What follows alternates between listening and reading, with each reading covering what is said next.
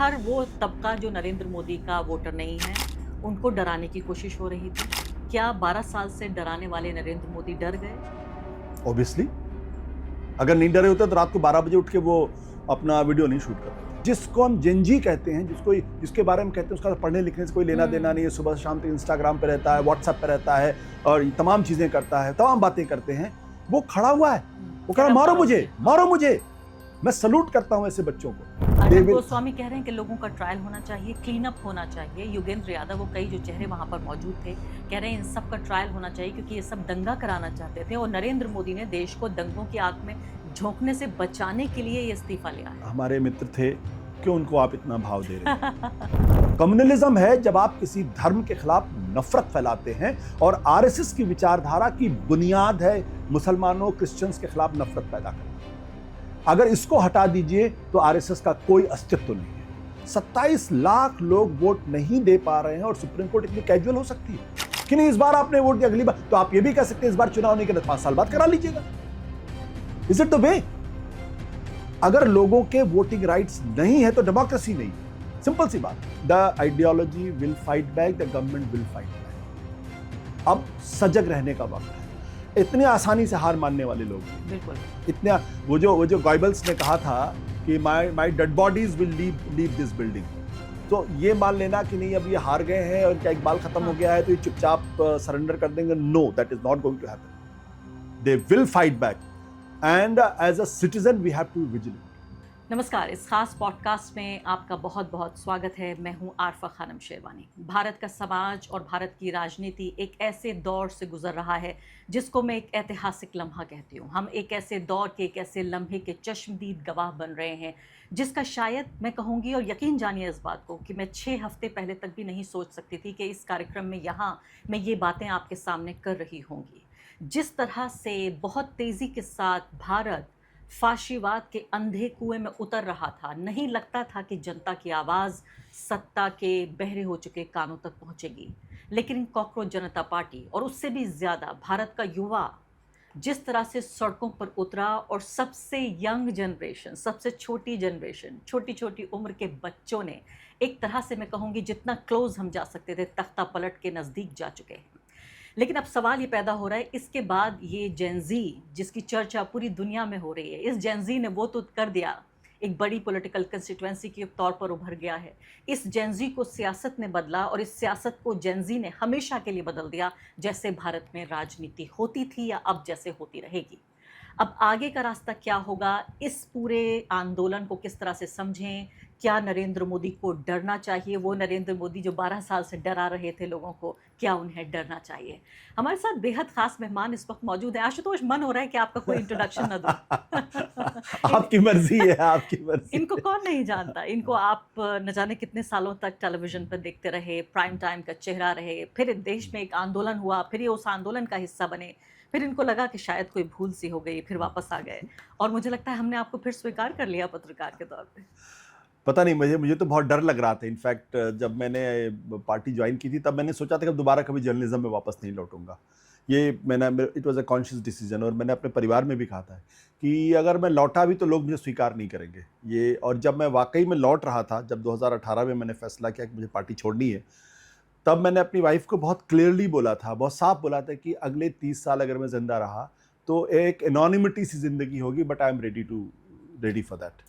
आप अन्ना आंदोलन का हिस्सा रहे और उस वक्त आप एक टॉप एडिटर थे, जिस वक्त आप ये छोड़कर आप प्राइम टाइम का चेहरा थे। और ये नहीं है कि सिर्फ आप उस पर्टिकुलर चैनल न्यूज़ 18 था उस वक्त, न्यूज़ 18 नहीं था, IBN 7 था, बट ग्रुप वही था, नाम बदल गया। हाँ, तो IBN 7 का आप हिस्सा थे। उससे पहले आप आज तक का चेहरा रहे, तो जाहिर है आप उस गोल्डन जनरेशन के हैं, टेलीविजन न्यूज़ की गोल्डन जनरेशन। इस कार्यक्रम में मैं जो तथाकथित रवीश कुमार का गोदी पीटिया है उस पर भी हम बातचीत करेंगे, लेकिन आंदोलन का हम बात कर रहे हैं। और हमारा जेनजी क्या जानता है कि अन्ना आंदोलन का हिस्सा रहे आशुतोष? चलिए उनके लिए इंट्रोडक्शन दे देती हूँ। एक टॉप एडिटर एक आंदोलन में जब शामिल होता है, अब दूसरा आंदोलन हो रहा है, और मैं सोच रही हूँ ऐसा क्या होता है आंदोलन में कि आप सब कुछ छोड़कर उस रेवोल्यूशन का हिस्सा बन जाते हैं? आपके मन में क्या था? देखिए, मैं उस वक्त तो जो सबसे बड़ी बात मेरे मन में थी कि इस देश की राजनीति बहुत खराब हो चुकी है, उसकी नैतिक आभा खो चुकी है। और अगर कुछ लोग सड़क पर उतरे हुए हैं जो भ्रष्टाचार के खिलाफ लड़ रहे हैं, जिस पॉलिटिकल एस्टैब्लिशमेंट के खिलाफ लड़ रहे हैं, सड़ा गला जो एस्टैब्लिशमेंट से खिलाफ लड़ रहे हैं, तो क्या मैं इस आंदोलन के साथ रहूं या ना रहूं? मेरे दिमाग में कोई कन्फ्यूजन बिल्कुल नहीं था। और मैंने एक पत्रकार होने के नाते मुझे ये लगा, और मैं हमेशा स्टैंड लेता रहा हूं, चाहे चैनल के हेड के तौर पे, चाहे एज ए रिपोर्टर के तौर पे, चाहे जैसे, कि आज की तारीख में मुझे वो स्टैंड लेना पड़ेगा। अगर इस देश से भ्रष्टाचार को हटाना है तो हमें इस आंदोलन के साथ खड़ा होना पड़ेगा। और रामलीला मैदान पे मैं 13 दिन खड़ा रहा, सुबह 9 बजे से लेकर रात 12 बजे तक मैं वहाँ रहता था। लेकिन कोई ये नहीं कह सकता कि आई वॉज वेरी अनक्रिटिकल। जब भी मुझे लगा कि आंदोलन में कुछ गड़बड़ी हो रही, मैंने उसकी भी आलोचना की। जब मुझे लगा कि नहीं अच्छा हो रहा, तो मैंने उसकी जम के तारीफ की। और कभी ये नहीं सोचा कि इसके कॉन्सिक्वेंसेस क्या हो सकते, क्योंकि उस वक्त बहुत सारे लोग थे जो ये भी सोचते थे कि ये तो अन्ना का आंदोलन है, ये तो दरअसल संघियों का आंदोलन है, ये आरएसएस का आंदोलन है, ये हिंदुत्ववादियों का बहुत सारी धारणाएं। मैंने हमेशा ये बात कही है कि जब कोई मैस मूवमेंट होता है, जब कोई जन आंदोलन होता है, तो उसमें लेफ्ट राइट सेंटर सब तरीके के लोग होते हैं। उसमें एंटी सोशल एलिमेंट्स भी घुस जाते हैं, क्योंकि सबको अपना चेहरा चमकाना होता है। लेकिन एक आंदोलन की जो भूमिका है वो इस बात से तय होती है कि उसकी लीडरशिप किन लोगों के हाथ में है। वो लीडरशिप अन्ना हजारे के हाथ में जरूर थी, उसका चेहरा थे वो, और उसमें कई और हाँ, लेकिन उसमें प्रशांत लीडरशिप की पहली कड़ी पूरी सब संघियों की थी। मुझे याद है आशुतोष, आपने जरूर नहीं, मैंने कवर किया, मैंने लाइव रिपोर्टिंग की है। बसें भर के आरएसएस के लोगों को लेकर आते थे। सारी बातें आपकी सही हो सकती हैं, मैं उसको डिस्प्यूट नहीं करता हूं, लेकिन मेरा मानना है कि the movement should be decided not by the kind of people were there, but the leadership जिसके हाथ में थे। और मैं बताऊं, प्रशांत भूषण, ये बताइए, प्रशांत भूषण को एक थोड़ा सा किनारे रख देते हैं, आपको भी थोड़ा सा किनारे रख देते हैं। किरण बेदी, कुमार विश्वास, शाजिया इल्मी, इनको आप लीडरशिप नहीं कहते? नहीं, मैं लीडरशिप में बाबा रामदेव, नहीं, बाबा रामदेव तो कहीं नहीं थे। श्री रविशंकर, रामदेव बाबा कहना उनके लिए थोड़ी गलत होगा। रामदेव कहीं नहीं थे उस आंदोलन में, वो शुरुआत में आए थे। और आपको शायद बहुत कम लोगों को ध्यान होगा कि जनवरी में रामलीला मैदान पे एक अनशन हुआ था, जनवरी में एक रैली हुई थी। उस रैली का फेस रामदेव थे, लेकिन रामदेव ने उस मंच से जिस तरीके की भाषा का इस्तेमाल हुआ, उसके बाद ये तय हुआ कि अन्ना हजारे को इस आंदोलन का फेस बनाना चाहिए। और उस रैली में जो 2011 जनवरी 15 या 16 के आसपास की बात होगी, अन्ना हजारे पीछे थे। तो उसके बाद ये तय हुआ कि रामदेव को इस बात की तकलीफ थी कि इस आंदोलन ने उनको अपना फेस नहीं बनाया। मैं जो कहना चाहता हूं कि अगर मैं उस आंदोलन के साथ खड़ा था, अगर मैं सपोर्ट कर रहा था, तो मैं तो सपने में भी नहीं सोच सकता कि मैं कभी आरएसएस के किसी आंदोलन के साथ जुड़। क्या आपको पता था कि कुछ आरएसएस के लोग इसमें? मैं देखिए, आरएसएस के लोग वहां लंगर लगाते थे, मैं जानता हूं। आरएसएस के लोगों ने भीड़ इकट्ठा करने की कोशिश की भी, मैं जानता हूं। लेकिन जो लीडरशिप थी, मैं अरविंद केजरीवाल ने पार्टी, आम आदमी पार्टी छोड़ दी, 4.5 साल वहां रहा और बहुत क्लोजली एसोसिएटेड था आंदोलन के साथ भी। मैं आज भी अरविंद केजरीवाल का मैं क्रिटिक हूं, लेकिन मैं ये कह सकता हूं कि जितने साल में रहा, जितना मेरा इंटरेक्शन था, मैंने कभी भी महसूस नहीं किया कि अरविंद केजरीवाल आरएसएस के आदमी, not even for a second I had that feeling. लेकिन क्या ये पता था कि ये आंदोलन सरकार बदलना चाहता है, तख्ता पलट चाहता है? नहीं, मुझे उस वक्त तक, मैं आंदोलन में मैंने पूरी किताब लिखी है। एक कोशिश जरूर उस वक्त की गई थी, मैं ये बता रहा हूँ आपको, मैंने अपनी किताब में उसका जिक्र भी किया है। कोशिश जरूर की गई थी उस आंदोलन के माध्यम से मनमोहन सिंह की सरकार को हटाने का, लेकिन जो एक आदमी उस वक्त मजबूती के साथ खड़ा था, उसका नाम था अरविंद केजरीवाल, मनीष सिसोदिया जैसे लोग। एक देयर वाज अ प्रपोजल, अगर आप मेरी किताब पढ़ेंगे तो आपको अंदाजा होगा।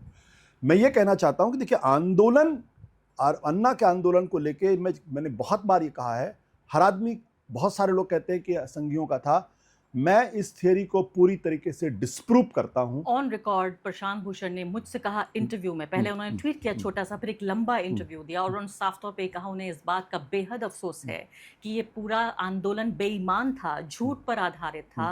हालांकि आप जानते हैं कि वो मनमोहन सरकार के कितने बड़े आलोचक हैं। उन्होंने कहा मुझे इस बात का अफसोस नहीं है, वहां करप्शन था और मैं उसके अगेंस्ट था, लेकिन साफ तौर पर उन्होंने कहा कि उनकी जिंदगी का सबसे बड़ा अफसोस रहेगा कि उसमें संघ का इन्वॉल्वमेंट था।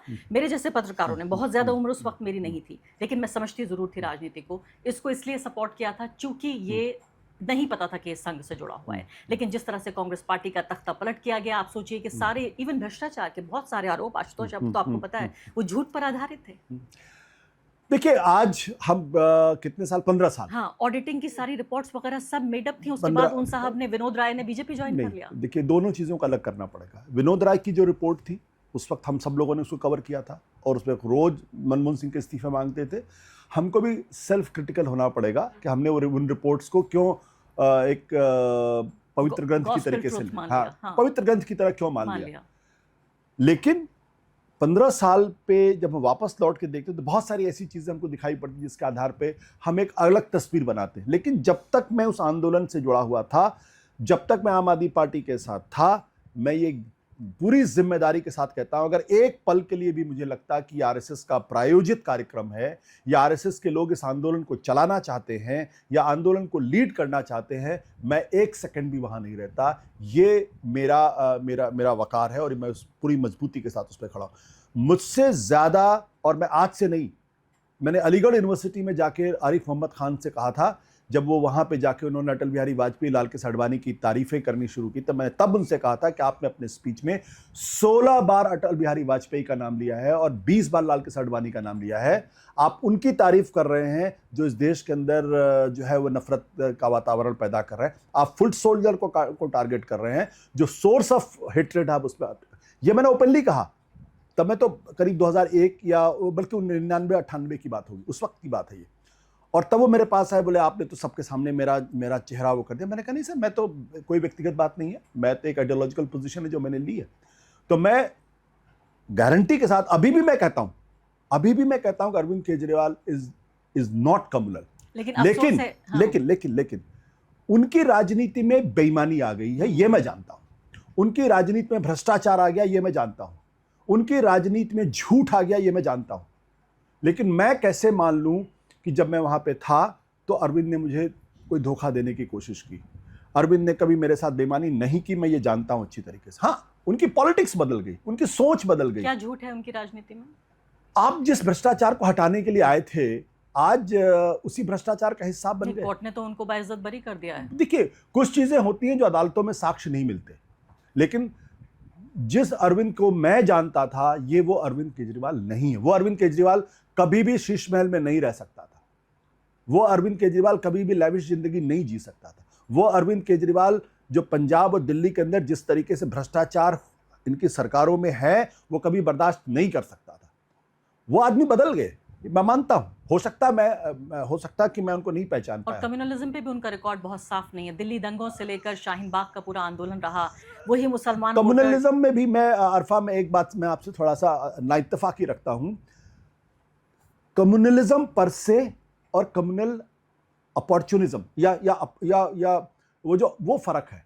मैं जानता हूं कि जब दिल्ली में दंगे हो रहे थे तो बचाया नहीं लोगों को, मरने के लिए छोड़ दिया। बिल्कुल मैं आपकी बात से सहमत हूं। लेकिन जब कोई विचारधारा जो अपने स्वभाव में कम्युनल है, जब वो करती है तो अपने स्वभाव में फैसिस्ट होती है। जब कोई धर्म का इस्तेमाल करके वोट लेने की कोशिश करता है, फाशिस्ट तो नहीं है वो, हाँ, अवसरवादी है। हाँ, बिल्कुल अवसरवादी। इसलिए मैंने कहा, क्या कांग्रेस के अंदर ऐसे लोग नहीं हैं? आजादी की लड़ाई से लेकर अभी तक का पूरा इतिहास उठा के देखिए, एक हिस्सा तो बाकायदा संघ का है कांग्रेस। तो हिंदुत्ववादी होना और हिंदूवादी होना ये दो अलग अलग चीजें। सरदार पटेल हिंदूवादी थे, डॉक्टर राजेंद्र प्रसाद हिंदूवादी थे, गोविंद बल्लभ पंत हिंदूवादी थे, पीडी टंडन हिंदूवादी थे, मदन मोहन मालवीय हिंदूवादी थे, लाजपत राय हिंदूवादी। मैंने इन सबके लिटरेचर पढ़े हैं और मैं कह सकता हूं कि जो लोग विवेकानंद को आज कोट करते हैं, क्या और उनसे इंस्पिरेशन लेके हिंदुत्ववाद को खड़ा करने की कोशिश करते हैं, क्या एक शब्द मुझे दिखा सकते हैं कि जो स्वामी अरविंदो में हो या जो विवेकानंद में हो जिसमें नफरत हो मुसलमानी के खिलाफ? Not a word, not a word. क्या मदन मोहन मालवीय में आपको नफरत दिखाई पड़ती है? वो हिंदुओं को इकट्ठा करने की बात करते, तो हिंदू असर्शन बिना मुसलमानों की नफरत। बिल्कुल। ये जो विचारधारा है हिंदुत्ववाद, ये इसका हिंदू धर्म से कोई लेना देना नहीं है। ये हिंदुत्ववादी लोग उसी तरीके से जैसे जिन्ना ने इस्लाम का इस्तेमाल करके पाकिस्तान खड़ा किया, वैसे ये हिंदू धर्म का इस्तेमाल करके ये अपनी राजनीति को खड़ा करना चाहते हैं और देश को बर्बाद करना चाहते हैं। ये मैं बहुत जिम्मेदारी के साथ इस बारे में कह रहा हूं। इसलिए मैंने कहा कि मेरे पिताजी, और मुझे मेरी आंखें कब खुली जब मेरे पिताजी आते हैं तो सुबह 5:30 बजे उठते हैं और उठने के बाद नहाते हैं और उसके बाद वो जाते हैं और वो मंदिर में जाके पूजा करते हैं। तो क्या मैं उनको हिंदुत्ववादी मानूं? नहीं। धार्मिक होना, रिलीजियस होना, अपने फेथ के प्रति कमिटेड होना, हिंदू धर्म के बारे में बात करना, यह कम्युनलिज्म नहीं है। कम्युनलिज्म है जब आप किसी धर्म के खिलाफ नफरत फैलाते हैं, और आरएसएस की विचारधारा की बुनियाद है मुसलमानों, क्रिश्चियंस के खिलाफ नफरत पैदा करना। अगर इसको हटा दीजिए तो आरएसएस का कोई अस्तित्व नहीं है। ये नफरत कूट कूट कर भरी हुई है। और यही जो जहर है, इसी के बारे में 11 सितंबर 1948 को जो सरदार पटेल ने गांधी जी की हत्या के बाद जो चिट्ठी लिखी थी गोलवलकर, उसमें यही लिखा था कि हिंदुओं की रक्षा करना, हिंदुओं के लिए लड़ना अलग बात है, लेकिन जैसे ही आप मुसलमानों की तरफ देखते हैं, आप जहर का जो वातावरण आपने पैदा किया, दरअसल उसकी वजह से गांधी की बली हुई। तो we have to make the difference, and unfortunately हम लोगों में से बहुत सारे लोग इस डिफरेंस को भूल जाते हैं। जी हाँ, ये बहुत ज़रूरी था ये वार्म अप, कि अन्ना आंदोलन की याद दिलाना, चूंकि आंदोलन और आंदोलन की बात हो रही है, दोनों ही हमारी ताज़ा याददाश्त का हिस्सा हैं। जेनजी को पता नहीं है, इसलिए जेनजी को बताना ज़रूरी था कि कैसे हुआ, और ख़ासकर आशुतोष एक उस आंदोलन का हिस्सा रहे। कई बार शक किया गया, आपने भी शक किया कि ये जो जेनजी आंदोलन था कॉकरोच जनता पार्टी का, ये भी वॉज स्पॉन्सर्ड बाय आम आदमी पार्टी? नहीं, मुझे जो शक मैं नहीं कहूँगा, मेरे मन में एक अप्रीहेंशन था जब अभिजीत दिपके जब दिल्ली एयरपोर्ट पर आते हैं, और उसके बाद हिंदुस्तान दिल्ली की वो पुलिस जो जंतर मंतर पर 2 आदमियों को खड़ा होने की इजाज़त नहीं देती है, उनको एयरपोर्ट पे जाके उन्होंने इजाज़त दी। तब मेरे मन में शक हुआ कि ये तो इस सरकार का तरीका नहीं है, ये सरकार का डीएनए नहीं है। अगर इनकी पुलिस जाके दे रही तो कुछ तो गड़बड़ लग रहा मुझे। फिर वो गए वहाँ पे, और मैं लगातार उस लेंस से अपने आप को देखता भी था, और मैंने लिखा भी। मैंने तो अपने कॉलम में भी लिखा, हिंदी में भी लिखा, अंग्रेजी में भी लिखा, और बोला भी इस बारे में। उसके बाद सोनम वांगचुक जब धरने में बैठे, तो उनकी पत्नी ने जिस तरीके से राहुल गांधी पर टिप्पणी की, मेरे मन में संदेह पैदा हुआ कि ये अगर आप वाकई में आंदोलन के साथ जुड़े हुए हैं तो आपको इससे क्या फर्क पड़ता है कौन सी राजनीतिक पार्टी है, कौन सी राजनीतिक पार्टी नहीं है। उस वक्त भी मेरे मन में संदेह पैदा हुआ, और मुझे लगता है कि इस बात को जो लोग वहाँ इकट्ठा थे उनके मन में भी ये कहीं ना कहीं संशय था। और लेकिन जब कोई देखता है कि 23 दिन तक एक आदमी अनशन पर बैठा हुआ है, उसकी तबीयत खराब हो रही है, और फिर भी वो बैठा हुआ उठ नहीं रहा है, तो आपके मन में एक बहुत स्वाभाविक सी सहज आपके मन में उसके प्रति एक अफेक्शन पैदा होता है। और मुझे लगता है कि जिस दिन सोनम वांगचुक को उठाया गया, उस दिन सरकार ने दूसरी बड़ी गलती की। पहली गलती की थी जो उन्होंने अभिजीत दिपके को परमिशन दिया था। दूसरी गलती जब उन्होंने सोनम वांगचुक को उठाया, ये भूल गए कि ये जो ज़माना है ये सेलफोन का ज़माना है, एंड कोई भी तस्वीर छुप नहीं सकती, आप कितनी भी कोशिश कर ले, चाहे पर्दा लगाए या ना लगाए। तीसरी गलती, और मुझे लगता है कि नरेंद्र मोदी जी कभी इसको भूलेंगे नहीं, और अमित शाह तो बिल्कुल नहीं भूलेंगे, जब उन्होंने लाठी चार्ज किया मार्च करते हुए बच्चों के ऊपर। और वो जो एक तस्वीरें जो लोगों ने मिलियंस एंड मिलियंस में लोगों ने देखी हैं कि बच्चियों के साथ किस तरीके से बर्ताव किया, बच्चों के साथ कैसे बर्ताव किया। हमें अपने बच्चों से तकलीफ हो सकती है, हमें उनकी हरकतें पसंद नहीं हो सकती हैं, बट क्या हम अपने बच्चों को जानवरों के तरीके से मारेंगे? क्या हम बच्चियों के लाठियां करने की बात करेंगे? ये अगर इस सरकार में जरा भी शर्म होती तो मैं तो फिर कहता हूं अमित शाह को जिम्मेदारी लेके अपने पद से इस्तीफा देना चाहिए, क्योंकि दिल्ली की पुलिस वो सीधे अमित शाह को रिपोर्ट करती है। अगर ये फैसला ऊपर से हो जाता कि नहीं, आप कम वॉट में आपको लाठी चार्ज नहीं करना है, बच्चों के साथ आपको सॉफ्टली बिहेव करना है, तो ये इस तरीके से पुलिस बिहेव नहीं करती। आप पेलेट्स गन का इस्तेमाल कर रहे हैं, कौन अपने बच्चों पर पेलेट गन का इस्तेमाल करता है? आशुतोष, आपको मालूम है कि मैं कवर करने गई थी, मेरी प्रोड्यूसर सौम्या, हम दोनों वहाँ पर मौजूद थे। पहली बात तो हमारे लिए ये भी असंभव हो रहा था कि अपने आप को कैसे बचाएं। यानी हमारे पास महंगे कैमरे थे, उससे महंगी हमारी जानें थी, और हम अपनी जानों को बचाएं, अपने इक्विपमेंट को बचाएं। और हमने खुद ये देखा कि पुलिस ने सिर्फ उन लोगों पे लाठीचार्ज नहीं किया जो लोग शायद पुलिस के ऊपर हमला करने की कोशिश कर रहे थे या नारेबाजी कर रहे थे। लड़कों को लड़कियों में झाड़ियों में ले जाकर अकेला देखकर, आप सोचिए बदमाशों की तरह जैसे इनसे बदला लेना है, उनको जिसको अकेला मिल गया उस पे 4 पुलिस वाले टूट पड़ते थे। 2 बार इसको कवर करते हुए मैं गिर गई और मेरा पैर मुड़ गया, उसमें चोट भी आई। तो मैं बताना चाहती हूँ आपको कि बाकायदा इंस्ट्रक्शंस ये थे कि इनको धो देना है, इनको ख़त्म करना है, इनको सबक सिखाना है।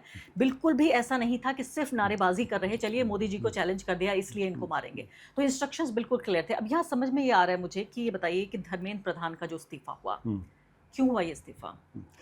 धर्मेंद्र प्रधान का सवाल का जवाब देने के पहले मैं एक बात, जो बात आपने की बच्चों के साथ जिस तरीके से हिंसा की गई, उसमें मैं एक चीज़ जरूर जोड़ना चाहूँगा।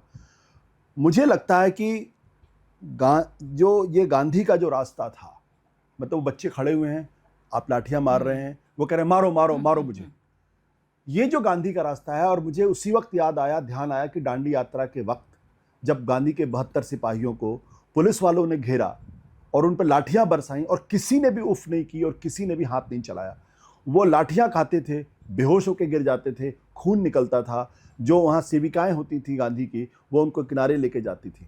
मुझे उस दृश्य याद हुआ आया। अच्छा। और मुझे लगा कि जिस गांधी की हत्या इस विचारधारा ने 30 जनवरी को की थी, वो विचारधारा आज भी उसी मजबूती के साथ उन सांप्रदायिक ताकतों से लड़ रही है। और अंत में उसने दिखा दिया कि गांधी भले ही उनकी मृत्यु हो गई, भले ही उनका कत्ल कर दिया हो, लेकिन आज फिर वही गांधी जिंदा हो गए। ये संभव ही नहीं था कि जिसको हम जेनजी कहते हैं, जिसके बारे में कहते हैं उसका पढ़ने लिखने से कोई लेना देना नहीं है, सुबह शाम तक इंस्टाग्राम पे रहता है, व्हाट्सएप पे रहता है और ये तमाम चीजें करता है, तमाम बातें करते हैं, वो खड़ा हुआ है, वो कह रहा मारो मुझे, मारो मुझे। मैं सलूट करता हूं ऐसे बच्चों को। और ये वो नैतिक ताकत थी। बिना नैतिक ताकत के आप इस तरीके का आंदोलन ना तो चला सकते हैं, ना आंदोलन किसी इतने ताकतवर आदमी को हरा सकती। जहां तक धर्मेंद्र प्रधान का प्रश्न है, देखिए इस सरकार को अगर अक्ल होती, मेरी माँ कहती है कि जो बहुत चालाक कौवा होता है वो अंत में टट्टी खाता है। मेरी माँ यही कहती है, मेरी माँ बहुत ठेस गांव की हैं, वो अवध की हैं, वो यही कहती है कि जो चालाक कौवा होता है वो अंत में टट्टी खाता है। तो जब आप आवश्यकता से ज्यादा आप चालाकी करेंगे तो आपके साथ यही होगा। हकीकत ये थी कि इस देश में हर आदमी को मालूम था कि ये बच्चे पॉलिटिकल नहीं हैं। पॉलिटिकल लोग नफा नुकसान देखते हैं, ये बच्चे कमिटमेंट लेकर आए थे। और ये जैसे जैसे आंदोलन बढ़ता जा रहा था, अगर धर्मेंद्र प्रधान का इस्तीफा इन्होंने पहले दिन ले लिया होता, या जिस दिन सोनम वांगचुक को हटाकर उस दिन इस्तीफा ले लिया होता, तो ये इतना बड़ा मूवमेंट खड़ा नहीं होता और सरकार का इकबाल इतना कमजोर नहीं होता। तो ये एक बड़ी गलती थी जिसको डैमेज कंट्रोल के माध्यम से इन्होंने धर्मेंद्र प्रधान का इस्तीफा लिया, ये सोच के नहीं कि वो कोई प्रायश्चित कर रहे हैं। तो उन्होंने अपने खत में लिखा है कि इसलिए दंगा ना हो देश में, बिल्कुल, इसलिए मैं इस्तीफा दे रहा हूँ, इसलिए नहीं। और ये इस्तीफा नहीं दिया है, ये इस्तीफा लिया गया है डैमेज कंट्रोल करने के लिए। क्योंकि इस भारतीय जनता पार्टी की जो सबसे बड़ी ताकत है और अकेली ताकत, उनका नाम है नरेंद्र मोदी। इस आंदोलन ने नरेंद्र मोदी की जो कुछ भी आभा थी उसको पूरी तरीके से नोच के किनारे फेंक दिया है। जब लोग नरेंद्र मोदी का नाम लेते हुए आपके ऊपर टूट पड़ते थे, गालियां देते थे, खुलेआम उनकी आलोचना हुई, खुलेआम उनको गालियां पड़ी हैं। उनको भी ये समझ जाना चाहिए। जब देश का प्रधानमंत्री रात को 12 बजे उठ के जब वो जंजी की तरीके से वीडियो बनाने लगे, तो समझ लीजिए कि वो कंफ्यूज्ड भी है और डरा हुआ भी है। He was desperate and confuse both. 2 दिन आपने बनाया, आपके जब सारे हथियार खत्म हो गए तब आपको लगा कि नहीं, अब इसके अलावा कोई रास्ता नहीं है। आपको पता है आशुतोष, प्रोटेस्ट साइट पर आप ये देखिए इस तरह के नारों का इस्तेमाल किया गया। आप जिस जेंजी का जिक्र कर रहे हैं, ये जेंजी, मुझे जलन हो रही है इनसे, ये डरते ही नहीं है। मुझे लोग कहते हैं आप बड़ी बेखौफ औरत हैं, आप बड़ी बेखौफ पत्रकार हैं। मैं बड़ी डरपोक पत्रकार हूँ। अगर मैं इन लोगों के सामने देखूं जिन नारों का इस्तेमाल वो कर रहे हैं, जिस तरह से अपने शरीर को वो एक शील्ड की तरह इस्तेमाल कर रहे हैं कि मेरा शरीर, मेरा करियर, मेरा भविष्य, मेरी जिंदगी कोई मायने ही नहीं रखती। मेरे मन में पत्रकारिता करती हूँ लेकिन सदा हुआ रहने की कोशिश करती हूँ, जिंदगी की परवाह करती हूँ, करियर की परवाह करती हूँ, सेहत की, इस शरीर की परवाह करती हूँ। मैं देखती हूँ ये कौन से क्रांतिकारी हैं जिन्हें किसी बात की फिक्र ही नहीं है, होश ही नहीं है। सर पे कफन बांध के वो लोग वहाँ पहुँचे। और सबसे ज़्यादा जो बहुत ही एक डिस्टिंक्ट, एक नुमाया बात मुझे समझ में आई, जिसको अजीब सा भी लगा, वो ये था कि गाली गलौज की भाषा में प्रधानमंत्री नरेंद्र मोदी को 12 साल में किसी आंदोलन, किसी व्यक्ति, आप और मुझे कहा जाता है कि हम बड़े मोदी विरोधी लोग हैं, किसी आंदोलन, कहीं पर किसी पत्रकार ने उसका 1% भी कोई बात नहीं कही है। जो जेंजी ने 1 हफ्ते के भीतर, 4 दिन के भीतर उनको पूरी तरीके से समझिए कि मोदी, एंटी मोदी वेव चल रही थी। इसको आप किस तरह से देखते हैं? ये वो वोटर हैं जिसमें से बहुत सारे फर्स्ट टाइम वोटर्स हैं, बहुत सारे ऐसे हैं 2029 में वोट करेंगे। ये नरेंद्र मोदी से इनको सिर्फ इतना सा गिला है कि हमें नीट में पर्चा लीक हो गया, या हमारे एजुकेशन सिस्टम में प्रॉब्लम है, या ये कोई आइडियोलॉजिकल ऑपोजिशन भी है? देखिए, उस उम्र का जो जोश होता है वो आकाश भी उसको नहीं कवर कर सकता। भगत सिंह 23 साल की उम्र में फांसी के फंदे पर लटके थे। और जब भगत सिंह के पिताजी ने आखिरी समय में अंग्रेज़ को चिट्ठी लिखी कि मेरे बेटे के लिए थोड़ी माफ़ी दे दी जाए, तो भगत सिंह ने जो चिट्ठी अपने पिताजी को लिखी है वो सबको पढ़नी चाहिए, जहाँ वो कहते हैं अगर मेरे पिताजी आप नहीं होते तो मैं क्या करता। और वो हंसते हंसते फांसी के फंदे पर चढ़े थे। 26-27 साल की उम्र में चंद्रशेखर आज़ाद ने अंग्रेज़ों का सामना किया, और जब अल्फ्रेड पार्क में पकड़े गए, जब उनको घेर लिया पुलिस ने, तो उन्होंने खुद को गोली मारी थी। ये वही उम्र कर सकती है, हमारी आपकी उम्र में कोई नहीं कर सकता, क्योंकि हमारे इतने कंसर्न्स होने लगते हैं, हमारे दिमाग इतनी तरीके से चलने लगता है, हमारे इंटरेस्ट आ जाते हैं। तो ये जो कुछ हुआ है ये बच्चे ही कर सकते थे, दूसरा कोई नहीं कर सकता था। अन्ना का आंदोलन एक ऐसी सरकार के खिलाफ आंदोलन था जो अपने स्वभाव में कमजोर थी। कोएलिशन की गवर्नमेंट थी, मनमोहन सिंह एक बहुत सॉफ्ट प्राइम मिनिस्टर थे, वो डेमोक्रेटिक गवर्नमेंट थी। ये डेमोक्रेटिक गवर्नमेंट नहीं है। इस निरंकुशवादी सरकार, अथॉरिटेरियन सरकार के खिलाफ जो बच्चों ने किया सिर्फ वही कर सकते थे, क्योंकि वो ये नहीं सोच रहे थे कि आगे क्या होगा, हमें इसकी क्या कीमत चुकानी पड़ेगी। तो मैंने कहा ना कि भगत सिंह आदमी 28-29-30 साल के बाद नहीं बन सकता, वो 20-21 साल की उम्र में ही आदमी भगत सिंह बन सकता, उसके बाद नहीं बन सकता, क्योंकि फिर आप परिवार सोचने लगते हैं, बच्चों के बारे में सोचते हैं, सबके बारे में सोचने लगते हैं। तो जो ऊर्जा निकली वहां से, वो ऊर्जा सिर्फ नीट की वजह से नहीं है। लोगों के अंदर एक आक्रोश धीरे धीरे पनप रहा था, बच्चों के अंदर वो आक्रोश पनप रहा था। लोग ये देख रहे थे कि नैतिकता का सारा लबादा किस तरीके से उठा के फेंक दिया गया। एक झूठ का वातावरण इस देश के अंदर पैदा किया गया, हर चीज झूठ। आपके जीडीपी के आंकड़े झूठे हैं, आपकी बेरोजगारी के आंकड़े झूठे हैं। आप जो वायदे, आपने तो कहा था कि 2022 तक हम किसानों की आय दुगनी कर देंगे, कहाँ है? आपने कहा था 2022 में जो मैन्युफैक्चरिंग सेक्टर का जो कंट्रीब्यूशन है वो 25% होगा जीडीपी में, वो कहाँ है? आज आप थर्ड लार्जेस्ट इकोनॉमी के बारे में बात नहीं करते हैं। आपने तो सारे आंकड़े छुटा। तो लोग इस बात को देख रहे थे। उसके बाद क्या हुआ कि 2024 के बाद हार जो हुई, जो आप बहुमत का आंकड़ा नहीं हुआ, जिस तरीके से आपने अनैतिक तरीके से सारी राजनीतिक पार्टियों को तोड़ना शुरू कर दिया, जिस तरीके से चुनाव आयोग का इस्तेमाल हुआ, जिस तरीके से चुनाव हमारे यहाँ संदिग्ध हो गए, ये सब लोग देख रहे थे। ऐसा नहीं था बच्चे देख नहीं रहे थे, जो बच्चे विदेशों में पढ़ रहे हैं या जो यहाँ पढ़ रहे हैं वो सब देख रहे थे इस बारे में। और एक एक इन्फॉर्मेशन आपको इंस्टा पे मिल रही है, आज आपको गूगल पे मिल रही है, यूट्यूब, सब जगह मिल रही है। इन्फॉर्मेशन लोगों को लगातार मिल रही थी, लेकिन बोले कौन? क्योंकि डर का वातावरण, खौफ का वातावरण। किसी को अपने माँ बाप की चिंता होती तो किसी को अपने करियर की चिंता होती। लेकिन कहते हैं ना कि एक चिंगारी काफी थी इस पूरे को, ज्वालामुखी को भड़काने के लिए। इसलिए जो हुआ वो अनायास नहीं है, it was just waiting to happen, और इसलिए ये हुआ। और अब अगर सरकार को जरा सी भी अगर अकल होगी तो वो आगे झूठ फरेब का वातावरण नहीं पैदा करेगी। मैं अभी वापस जाती हूँ जल्दी और धर्मेंद्र प्रधान के इस्तीफे पे आती हूँ कि क्या प्रधानमंत्री ने अपना इस्तीफा बचाने के लिए मंत्री प्रधान का इस्तीफा ले लिया। लेकिन इससे पहले एक महत्वपूर्ण बात यहाँ पर अंडरलाइन करना जरूरी, क्योंकि आपने एक तरह से छेड़ दी है वो बहस, वो ये कि पिछले एक साल में जितने चुनाव हुए हैं, चाहे आप असम का चुनाव देख लीजिए, पश्चिम बंगाल का चुनाव, 3 बार उस चुनाव को कवर करने गई थी, और आप यकीन जानिए नतीजे सामने आए हैं। ऐसा लगता है कि या तो ये चुनाव नतीजे गलत हैं या मैं पागल हूँ, क्योंकि ज़मीन पर कुछ भी ऐसा देखने को नहीं मिला जो जिस तरह के चुनाव नतीजे आए। किसी ने भी प्रिडिक्ट नहीं किया था। ये हो सकता था कि ममता थोड़ी कमज़ोर होती, हो सकता है हार भी जाती, ये भी पॉसिबल था, लेकिन इस तरह से कि उनको बाकायदा रुस्वा कर दिया जाएगा, वो ऐसा मैदान छोड़ के उनको भगा दिया जाएगा, उनकी खुद की सीट भी जो है वो ले ली जाएगी। मतलब इस चुनाव में सोचिए मुख्यमंत्रियों की सीटों को ले लिया गया है, वो हार गए मुख्यमंत्री। तो ये पूरे तरीके से जब हर जगह नरेंद्र मोदी, उनकी पॉलिटिकल पार्टी बीजेपी और आरएसएस इतने लोकप्रिय हैं कि इतने मार्जिन से ये चुनाव जीत रहे हैं, तो ये कौन दीवाने हैं जो सड़कों पर आकर प्रोटेस्ट कर रहे हैं? हमारे किसान प्रोटेस्ट कर रहे हैं, हमारा मजदूर प्रोटेस्ट कर रहा है, मुसलमान प्रोटेस्ट कर रहा है, किसान प्रोटेस्ट कर रहा है, अब हमारा जेनजी भी आ गया है, मिडिल क्लास परेशान है, हमारा मजदूर फैक्ट्रियों में काम करने वाला परेशान है। तो जब इतने लोकप्रिय हैं कि कोई चुनाव नहीं हार रहे हैं, तो सड़क पे क्यों आ रहे हैं? इधर मोदी को वोट देकर इधर प्रोटेस्ट करने आ जाते हैं। बिल्कुल, यही तो मैं कह रहा हूं। प्रोटेस्ट भी कर रहे हैं तो चलो ठीक है, इतनी पावरफुल सरकार और इतने पावरफुल प्राइम मिनिस्टर का अपने मंत्री को सैक करना, ये अपने आप में इस बात का प्रमाण है कि ये अंदर से बहुत ज्यादा कमजोर है, इनको हकीकत का अंदाजा है। बंगाल चुनाव के पहले मुझे बीजेपी के लोग कहते थे कि कम वोट में हम इनको जीतने नहीं देंगे, चाहे कुछ भी हो जाए।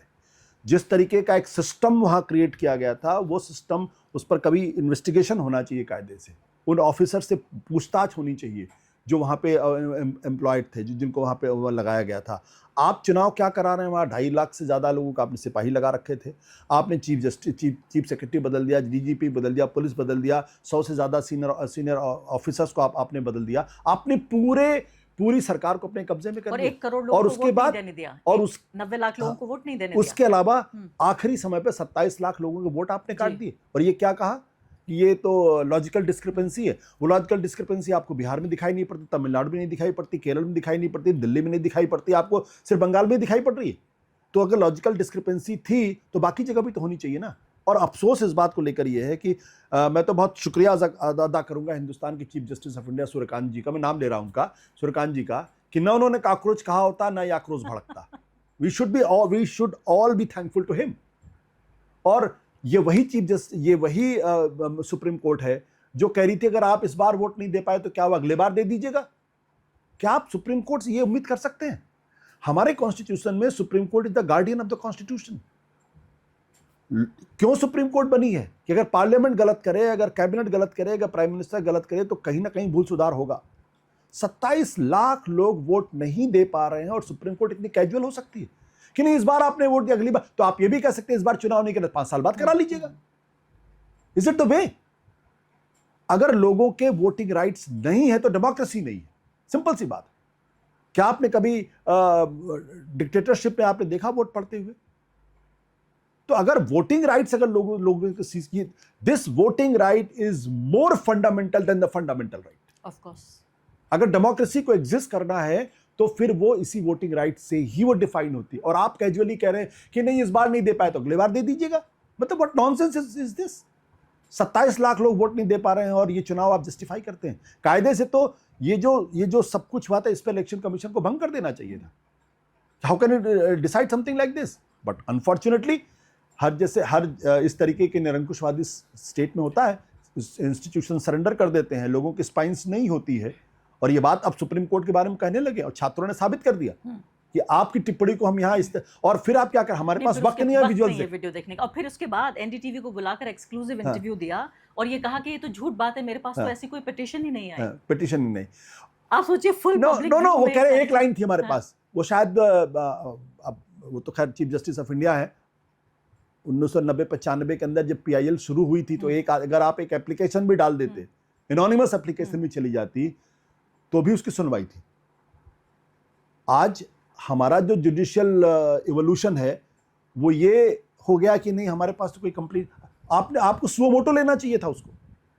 Supreme court should have taken that suo motu, आपने नहीं लिया। अब बताइए कि 12 साल से जो डरा रहे थे नरेंद्र मोदी, पत्रकारों को डरा रहे थे, सामाजिक कार्यकर्ताओं को डरा रहे थे, पॉलिटिकल पार्टियों को डरा रहे थे, मुसलमानों को डरा रहे थे, ईसाइयों को, किसान आंदोलन हुआ, हर तरह से हर वो तबका जो नरेंद्र मोदी का वोटर नहीं है उनको डराने की कोशिश हो रही थी। क्या 12 साल से डराने वाले नरेंद्र मोदी डर गए? ऑब्वियसली, अगर नहीं डरे होते तो रात को 12 बजे उठ के वो अपना वीडियो नहीं शूट कर रहे थे। वो जो वीडियो शूट हुआ है, मुझे लगता है कि जो प्रधानमंत्री अपनी हर तस्वीर को लेके बहुत संजीदा होते हैं कि इसी फ्रेम की तस्वीर लोगों के बीच में जानी चाहिए। वो जो होता है ना कि you created an image through that industrial process, कि एक एक चीज जहां माइन्यूटली ऑब्जर्व होती है कि ये फ्रेम, ये मुस्कान, ये एंगल, वो तस्वीर, क्योंकि आप एक आर्टिफिशियल पर्सनालिटी को बिल्ड कर रहे हैं। वहां पे प्रधानमंत्री जी का जो पहला वीडियो आया है वो इतनी खराब फ्रेम का वीडियो आया है जहां हेडरूम कहीं जा रहा है, चेहरे पे चेहरा कुछ और दिखाई पड़ रहा है। खराब कह रहे हैं लेकिन वो जेनजी के लिए बाकायदा इस तरह शूट किया गया था, वो खराब नहीं जिसने है, भी शूट किया अच्छा है जिसने भी शूट किया है उसने अपनी अकल तो नहीं लगाई कम से कम।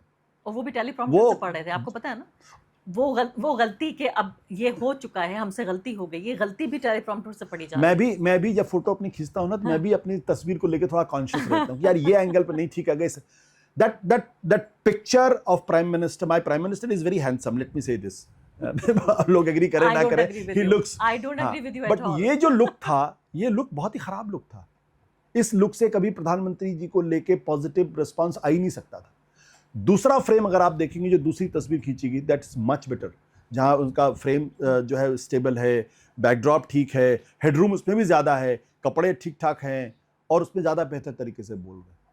तो मैं ये कह रहा हूँ कि जब प्राइम मिनिस्टर को खुद इंस्टाग्राम के लिए अपनी फ़ोटो खींचनी पड़ जाए रात को 12 बजे के बाद, तो वो कन्फ्यूज्ड भी हैं और वो डेस्परेट भी हैं और डरे हुए भी हैं। अब ये बताइए कि ये डर जो खत्म हो गया है, कहा जाता है डर के आगे जीत है, जेनजी हमारा सब इंस्टाग्राम पर रील डाल रहा है। मैं तो ये भी सोच रही थी कि बड़ी अहम बात होगी इस पर चर्चा करना कि कैसे हज़ारों करोड़ की जो टीवी की इंडस्ट्री है और दूसरे उसके बाद उनके साथी आ गए IT सेल के लोग, जो आपके हमारे जैसे लोगों को दिन रात ट्रोल करते हैं, हमारी फाइलें खोलते हैं, सब लोगों को परेशान करते हैं, मतलब पॉलिटिकल पार्टियों से लेकर अल्पसंख्यकों और तमाम उन लोगों को, NGOs को, इंटरनेशनल लोगों को भी। 4 दिन की रील बनाकर जेनजी ने ये हजारों करोड़ की इंडस्ट्री को तबाह कर दिया, इस पर भी कोई रिसर्च पेपर लिखा जाना चाहिए। अब यहाँ पर सवाल ये हो रहा है कि जो जेनजी डरा नहीं और डर के आगे उसको जीत मिल गई है, जीत है नहीं, जीत मिल गई है। अब ये जेनजी आगे जाके क्या करेगा? क्या डर सिर्फ जेनजी का खत्म हुआ या इस देश में जो एक डर का साम्राज्य स्थापित किया गया था वो खत्म हो गया? देखिए, मैं इसको थोड़ा फिलोसफिकल अंदाज में मैं इस पूरे मामले को देखता हूँ। जो इस आंदोलन की जो एक ऐतिहासिक भूमिका थी वो हो चुकी है। अब इनसे आगे कुछ उम्मीद करना कि इसी तरीके का एक नया आंदोलन ये लोग खड़ा कर देंगे, मेरे हिसाब से जल्दबाजी भी होगी और कुछ सोचना भी थोड़ा ज़्यादा होगा। इनकी क्या भूमिका थी? इनकी भूमिका थी जब डिस्कवरी ऑफ इंडिया में जो महात्मा गांधी के बारे में पंडित जवाहरलाल नेहरू लिखते हैं, वो कहते थे कि गांधी जी की सबसे बड़ी भूमिका क्या थी? गांधी जी ने इस देश को अभय बना दिया। अभय का मतलब कि जो ब्रिटिश साम्राज्य का जो डर था, जो खौफ था, उसको गांधी जी ने खत्म कर दिया। जो रियाया, जो अवाम और जो जनता ब्रिटिशर्स के खिलाफ खड़ी नहीं हो सकती थी, खड़ी नहीं होना चाहती थी, उसके मन में डर पैदा हुआ था, अगर मैं कुछ करूंगी तो मुझे जेल में डाल देंगे, फांसी पे चढ़ा देंगे, मेरे ऊपर घोड़े दौड़ा देंगे। वो डर गांधी जी ने खत्म कर दिया और इसीलिए गांधी जी का सबसे बड़ा कंट्रीब्यूशन वो था जो पंडित जवाहरलाल नेहरू अपनी किताब में लिखते। अभय शब्द का उन्होंने इस्तेमाल किया था। और इत्तेफाक की बात है कि राहुल गांधी ने भी अभय मुद्रा का इस्तेमाल संसद के अंदर किया। पता नहीं मुझे उन्होंने वहां से सीखा या कहां से सीखा। तो जो डर का माहौल पैदा था कि ईडी आपके घर पे आ जाएगी, इनकम टैक्स आपके यहाँ आ जाएगा, पुलिस आ जाएगा, आपको जेल हो जाएगी, आपको बेल नहीं मिलेगी और इस सरकार से आप टकरा नहीं सकते क्योंकि आपको ट्रोल किया जाएगा। महिलाएं अगर ट्रोल करेंगी तो उनके साथ सेक्सुअल वायलेंस की बात की जाएगी और अगर किसी को कहीं जाके पीट सकते हैं, कुछ भी कर सकते हैं। वो डर इस आंदोलन ने खत्म कर दिया। तो इस आंदोलन का सबसे बड़ा कंट्रीब्यूशन ये है कि इसने लोगों को अभय दिला दिया कि डरने की जरूरत नहीं है। और ये इसलिए मैं कहता हूं डर खत्म होने का मतलब क्या है? कुछ लोगों का शासन, और शासन किसी का भी हो, वो हमेशा रिप्रेसिव इन नेचर होता, coercive in nature. State by nature is repressive. State by nature is repressive. किसी को अगर जान लेने का अधिकार है तो वो जुडिशरी के थ्रू स्टेट के पास वो पावर है। हम आप किसी की जान नहीं ले सकते, लेकिन स्टेट अगर चाहे तो किसी की भी जान ले सकता है, किसी को फांसी के फंदे पर चढ़ा सकता है। State by nature is repressive. ये जो सरकार थी, इसने तो इस रिप्रेशन का जो सबसे उच्चतम बिंदु होता है वहां जाके कर लिया। मैं सोच ही नहीं सकता हूं कि टीएमसी के इतने सारे सांसद एक साथ भाग जाएंगे बिना डर के। बिना डर के सवाल ही impossible, it's next to impossible. मैंने भी जर्नलिज्म किया है, मैं भी राजनीति को लंबे समय से देख रहा हूं, समझ रहा हूं। तो वो डर उन्होंने खत्म कर दिया। अब यहां के बाद जब एक बार डर खत्म हो जाता है ना, जब सरकार का इकबाल खत्म हो जाता है, हमारे कहते हैं ना सरकार तो इकबाल से चलती है, अगर सरकार का इकबाल खत्म हो जाता है तो फिर तो इकबाल खत्म हो गया है। मेरे ख्याल से इकबाल खत्म हो गया। बहुत बड़ी बात है जो आप कह रहे हैं। मैं बिल्कुल कह रहा हूं सरकार का इकबाल खत्म हो गया। और वो ये जो होता है ना कि इतिहास में कुछ ऐसे अननोन चीजें होती जिसके बारे में कोई नहीं जानता। जब कोई कह रहा था यार कौन लड़ेगा इनसे, कोई ऑल्टरनेटिव है ही नहीं, राहुल गांधी अकेले लड़ते हुए दिखाई पड़ रहे हैं, तब अचानक एक बच्चा कहीं बॉस्टन में रहता है, वो हिंदुस्तान आता है, वो कहता है हमें धर्मेंद्र प्रधान का इस्तीफा चाहिए और लोग उसका मजाक उड़ाने की कोशिश करते हैं। मेरे जैसे लोग लिखते हैं कि उसका आंदोलन तो फ्लॉप शो हो गया और वो अंत में वही लड़का जीतता हुआ दिखाई पड़ता है और वो जीत जाता है। तो ये इसका मतलब ये है कि history has its own logic. You can't define it by your memory and by your अच्छा, ये बताइए कि जेनजी को राजनीति ने बदला। पहली बार बहुत सारे ऐसे लोग थे जो फर्स्ट टाइम प्रोटेस्टर थे और मैंने उनसे पूछती थी कि भाई क्या नाम है आपका, बोले बस प्रोटेस्टर लिख दीजिए। तो यानी पहचान ही हमारी प्रोटेस्टर, प्रदर्शनकारी। तो ये बताइए कि जिस तरह से भारत में राजनीति अब होगी उसको जेनजी ने कैसे बदला है? अगर मौजूदा सरकार को अगर जरा सी भी समझ होगी, जरा सी भी अकल होगी, तो जो नैतिक लबादा इन्होंने उठा के फेंक दिया था, कि इनका मतलब ये था कि पावर का मतलब सिर्फ पावर सिर्फ पावर नहीं होता। अथॉरिटी में मॉरल पावर सबसे इंपॉर्टेंट चीज होती है, क्योंकि वही आपको गवर्न करने की ताकत देती है। तो वो उन तमाम हरकतों को छोड़ देंगे, राजनीतिक पार्टियों को तोड़ना बंद कर देंगे, लोगों के ईडी के छापे डलवाना बंद कर देंगे और ईमानदारी के साथ एजुकेशन सिस्टम को रिफॉर्म करने की कोशिश करेंगे। बड़ी बड़ी बातें करते हैं, हम रिफॉर्म कर रहे हैं। आपको याद है पिछले 2013-14 के अंदर जो हिंदुस्तान का जो एजुकेशन बजट था वो 4.6% था। आज वो बजट 2.5% है। 2.5% है। ये वो सरकार जो राष्ट्रवाद की बात करती है और भारत एक साथ पाकिस्तान और चीन के खतरे को महसूस कर रहा है, उस सरकार का डिफेंस बजट 1.89% ऑफ जीडीपी है। जो standing committee of the parliament कहती है कि आपका डिफेंस बजट 3% के आसपास होना चाहिए। Are faced with China and Pakistan, both the two theatres of war, और आपका डिफेंस बजट 1.89% पे। तो दीज आर फैक्ट्स जो उनकी सरकार से मिले। जब आप इससे बात करते बोले हमारा तो वॉल्यूम बढ़ गया, भाई जिस प्रोपोर्शन में आपका बजट बढ़ रहा है उसी प्रोपोर्शन में तो डिफेंस बजट बढ़ना चाहिए, उसी प्रोपोर्शन में तो एजुकेशन बजट बढ़ना चाहिए। पिछले 10-12 सालों के अंदर 93,000 स्कूल बंद हो चुके हैं, प्राइवेटाइजेशन जबरदस्त हो चुका है। हमें तो पता ही नहीं था कि हमने कितनी फीस स्कूलों के अंदर जमा की है। आज आपके बच्चों को अगर पढ़ाना है तो आप 1,00,000-1.5 लाख की फीस अगर आप देने के लायक नहीं है तो आपका बच्चा अच्छे स्कूल में नहीं पढ़ सकता है। और आमदनी कम हो रही है, आमदनी लगातार कम हो रही है, और यूनिवर्सिटी सिस्टम आपका कोलैप्स कर रहा है। वहां पे थर्ड रेटर्स नहीं, जो सबसे घटिया मेटल्स हैं उनके अपॉइंटमेंट्स वहां हो रहे हैं। ऐसे लोग अपॉइंट हो रहे हैं जिनको अपनी चिट्ठियां लिखने नहीं आती, जिनको अपनी एक एप्लीकेशन नहीं लिख सकते, वो असिस्टेंट प्रोफेसर बन रहे हैं, वो एसोसिएट प्रोफेसर बन रहे हैं। और ये सिर्फ एक यूनिवर्सिटी का हाल नहीं, सारी यूनिवर्सिटीज का ये हाल है। खर्ची और पर्ची नाम चलती है वहां पे। तो अगर अब समझदारी होगी तो कम से कम वो ये सब चीज़ नहीं करेंगे, सम्मानजनक तरीके से सरकार चलाने की कोशिश करेंगे। और हमारी कोई सरकार से कोई दुश्मनी थोड़ी, आपकी कोई दुश्मनी थोड़ी। अगर आप ठीक से सरकार चलाएंगे तो लोग आपकी वाह वाह करेंगे। अगर आप उसी तरीके से चुनाव को मैनिपुलेट करने की कोशिश करेंगे, इलेक्टोरल मैनेजमेंट पर आपका फोकस होगा, आप एजुकेशन सिस्टम को मैनिपुलेट करने की कोशिश करेंगे, वहाँ अपने लोगों को भरने की कोशिश करेंगे, तो फिर ये जो गुस्सा है ये खत्म नहीं होगा, ये गुस्सा आगे बढ़ेगा। अब सवाल ये पैदा हो रहा है यहाँ से कहाँ जा रहे हैं हम। अब अन्ना आंदोलन के बाद हमने देखा एक पूरी सरकार, पूरी पॉलिटिकल पार्टी को सरकार से हटा दिया गया। बहुत सारे लोग जो हैं उन्होंने अपने अपने अलग अलग पॉलिटिकल करियर्स ढूंढ लिए। आपके जैसे प्रशांत भूषण और योगेंद्र यादव, इस तरह के लोग अलग हो गए आंदोलन से। इसमें तो इतने सारे लोग नहीं हैं पहली बात, लेकिन जो लोग 3-4 नज़र आ रहे हैं नेताओं के तौर पे, पहली बात तो 3 बड़े चेहरे नज़र आ रहे हैं, और इसके अलावा आयसा के कुछ लोग हैं।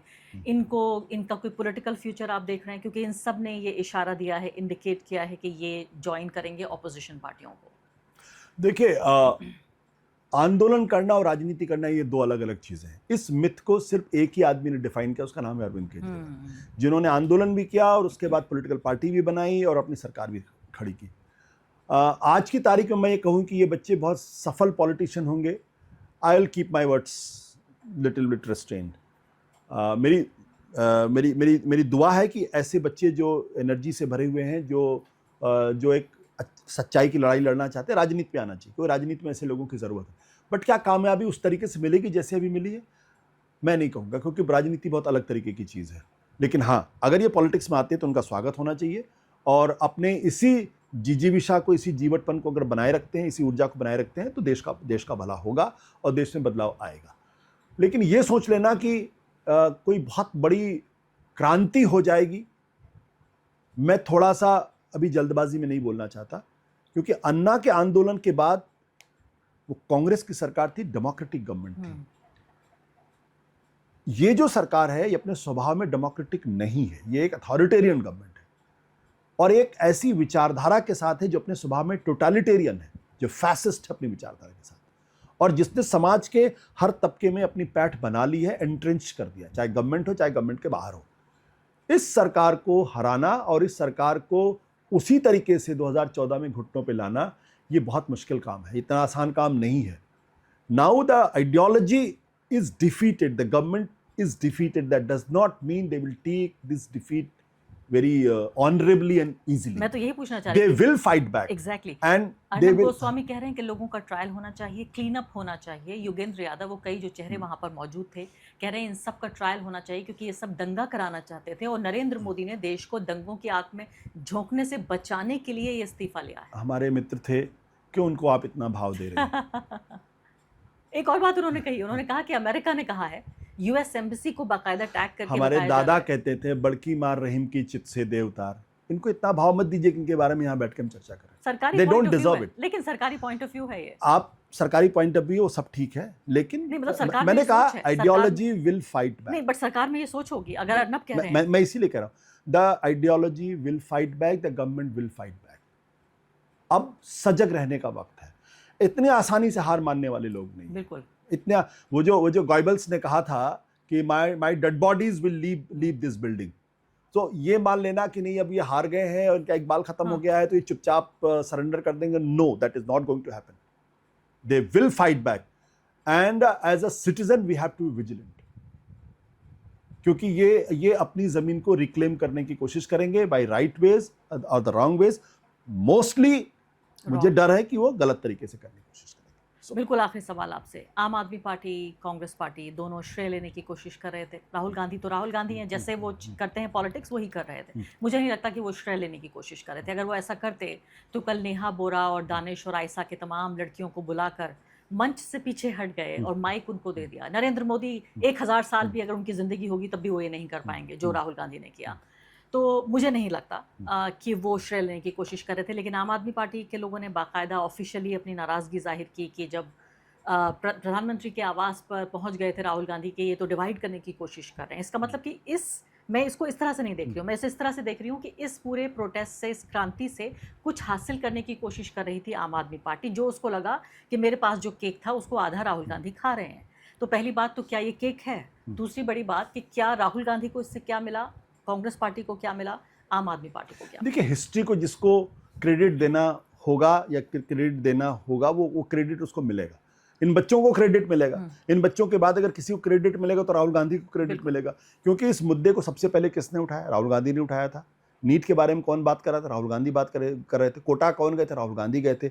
एनएसयूआई के लोग, सेवा दल के लोग, तमाम यूथ कांग्रेस के लोग अलग अलग जगहों में प्रदर्शन कर रहे थे, उन्हीं के लोग कर रहे थे.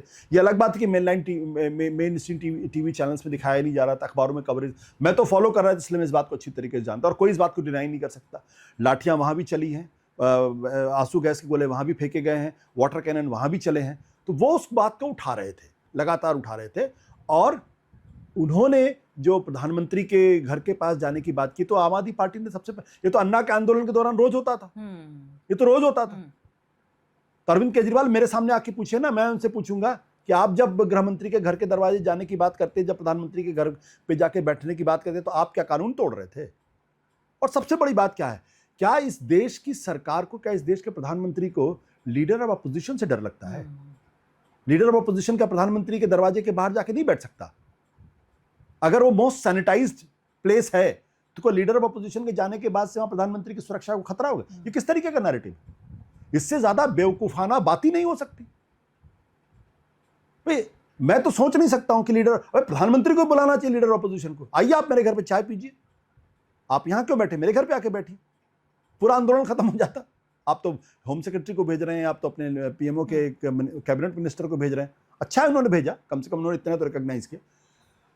सवाल बहुत महत्वपूर्ण. सवाल यह कि जब इस देश के अंदर एक आदमी सोचे कि मैं ही हूं और बाकी कुछ नहीं है, विपक्ष को भी यह सोचना पड़ेगा, इंक्लूडिंग राहुल गांधी को, कि अगर आप आंदोलन के रास्ते पर रहेंगे, अगर आप जनता के मुद्दों को उठाएंगे तो देर सवेर लोग आपके साथ जुड़ेंगे.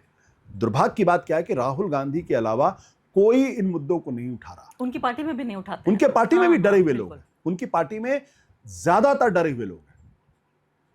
विपक्ष में जो बाकी के लोग हैं, अब अरविंद केजरीवाल को राहुल गांधी से प्रॉब्लम है, ममता बनर्जी को कलकत्ता चुनाव के पहले कांग्रेस पार्टी से प्रॉब्लम थी, लेफ्ट से प्रॉब्लम थी.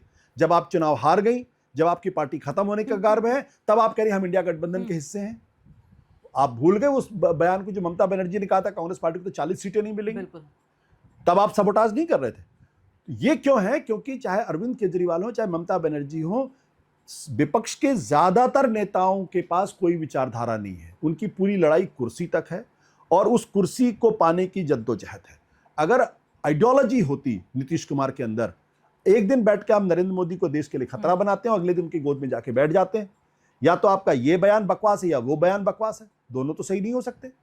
या फिर आप यहां पे झूठ बोल रहे थे या फिर वहां पे आप झूठ बोल रहे थे. क्योंकि आइडियोलॉजी का क्राइसिस तो शायद इस मूवमेंट के पास भी था कि इसकी मांगें जरूर थी, इसकी एक राजनीति थी, लेकिन कोई विचारधारा नहीं थी. बिल्कुल आखिरी सवाल, जहां से शुरू किया था इस पॉडकास्ट को वहीं खत्म करना चाहती हूँ कि एक लॉस्ट रिवोल्यूशन का आप हिस्सा रहे, एक ऐसा आंदोलन जिसको आप सोच रहे थे कि आपकी क्रांति है वो, दैट्स योर रिवोल्यूशन. फिर दोबारा क्रांति हुई, आपको जिंदगी ने दोबारा चांस दिया, तो आप इसका हिस्सा क्यों नहीं बने? नहीं, मैं दरअसल यहाँ पे था नहीं. मेरे पिताजी की तबीयत ठीक नहीं थी और वो बाथरूम में गिर गए थे तो मुझे वहाँ जाना पड़ा. उसके पहले मेरी वाइफ जो थी वो मैं उनको केरला लेके गया था इस आंदोलन के दौरान, और फिर मुझे किसी का बहुत ज़रूरी काम से मुझे लंदन भी जाना पड़ा. और इसके अलावा एक चीज़ और भी थी कि मैंने भी अब ये सोच लिया कि मुझे अपने हिसाब से ज़िंदगी जीनी है। और मैं दरअसल कल जब मैं सोच रहा था कि मुझे जंतर मंतर में जाना, उसके थोड़ी देर पहले ये ना थोड़ी देर बाद उसका अनाउंसमेंट हो गया, तो मुझे कोई रिग्रेट नहीं है। और मैं माफ़ी चाहूँगा आरफा, आपका बहुत सम्मान है देश के अंदर, मैं भी बहुत आपका रिस्पेक्ट करता हूँ। अन्ना का आंदोलन was not a last revolution. बहुत सारे लोग फ्रेंच रिवोल्यूशन के बारे में कहते हैं कि फ्रेंच रिवोल्यूशन तो फेल्ड रिवोल्यूशन था, और फरीद जकरिया ने तो पूरी किताब ही लिख दी जिसमें कहा कि इट्स अ फेल्ड रिवोल्यूशन, बहुत सारे लोगों का जिक्र करते हुए। अगर फ्रेंच रिवोल्यूशन अगर फेल है तो इस दुनिया के अंदर कोई भी रिवोल्यूशन कामयाब नहीं है। फ्रेंच रिवोल्यूशन ने पहली बार इक्वलिटी लिबर्टी का वो इक्वलिटी लिबर्टी फ्रेटर्निटी का कॉन्सेप्ट दिया।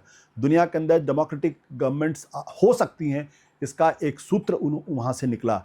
लेकिन अगर आप उसको देखें, it was the most violent revolution. जिन्होंने आंदोलन की इसका सूत्रपात किया था, they were also faced with guillotine, उनको भी गिलोटिन का सामना करना पड़ा था। और उसके बाद नेपोलियन पैदा हुआ था। तो हमने लोकतंत्र की लड़ाई वो थी, और वो अंत कहाँ हुआ उसका? राजशाही में। लेकिन फ्रेंच रिवोल्यूशन हमेशा याद किया जाएगा, इक्वलिटी लिबर्टी एंड फ्रेटर्निटी। तो अन्ना का आंदोलन एक नहीं होता तो ये फाशीवाद हमें नहीं भुगतना पड़ता। नहीं, ये तो बहुत सारे लोग कह सकते हैं कि फ्रेंच रिवोल्यूशन अगर नहीं होता तो वहां पे नेपोलियन बोनापार्ट नहीं आता, वहां पे वायलेंस नहीं होता, बहुत लोग मारे गए थे उसमें। इसकी जो प्रतिध्वनि है, जो आज जो आंदोलन हुआ है, ये उसी आंदोलन की उपज है। उसके पहले हिंदुस्तान के अंदर जितने आंदोलन हुए थे वो सब राजनीतिक पार्टियों के द्वारा किए गए, चाहे वो बाबरी मस्जिद के विरोध में राम मंदिर का आंदोलन हुआ हो, या जयप्रकाश नारायण का आंदोलन हुआ हो, या 1967 उसके पहले के आंदोलन। लोगों को जो ऊर्जा मिली है कि हम भी कुछ कर सकते हैं, जो स्पंदन जो लोगों के अंदर मिला है, क्योंकि अन्ना का आंदोलन जब तक अरविंद केजरीवाल राजनीति में नहीं आए थे तब तक वो भी गैर राजनीतिक लोगों का। नहीं, तो आप अन्ना आंदोलन को कह रहे हैं, आप किसान और शाहीन बाग के आंदोलन को नहीं कहते? नहीं, बिल्कुल मैं उसको कह रहा हूं, मैं शाहीन बाग के आंदोलन को भी जोड़ रहा हूं, मैं किसान के आंदोलन को भी जोड़ रहा हूं। ये ताकत कहां से मिली लोगों को कि हम कुछ कर सकते हैं? लेकिन उसके लिए जो नैतिक बल चाहिए वो जरूरी है। शाहीन बाग का आंदोलन, मैं तो उसका बहुत बड़ा प्रशंसक हूं। जब इतनी बड़ी संख्या में महिलाएं निकली, सिर्फ महिलाएं निकली, और उन्होंने, अगर कोविड नहीं होता तो कोविड की वजह से उस आंदोलन को एक तरीके से उसकी अल्प मृत्यु हुई। या किसानों का आंदोलन, सलूट करता हूं मैं, तो सवा साल बैठे रहे। और रिवोल्यूशन पे ही जरूर आपसे बातचीत होगी। अन्ना आंदोलन के मुतालिक मेरी आपसे असहमति रहेगी, और यहीं पर इस कार्यक्रम को खत्म करती हूँ। बहुत बहुत शुक्रिया आपका आशुतोष, आपने आए और खुले दिल से हर सवाल का जवाब दिया। मुझे मालूम है इसमें से कुछ कड़वे सवाल भी थे। मुझे इस बात, अगर मैं अपने स्वभाव में डेमोक्रेटिक हूँ तो मुझे कड़वे सवाल पूछने भी चाहिए और कड़वे सवाल फेस भी करने चाहिए। शुक्रिया बहुत बहुत। Thank you.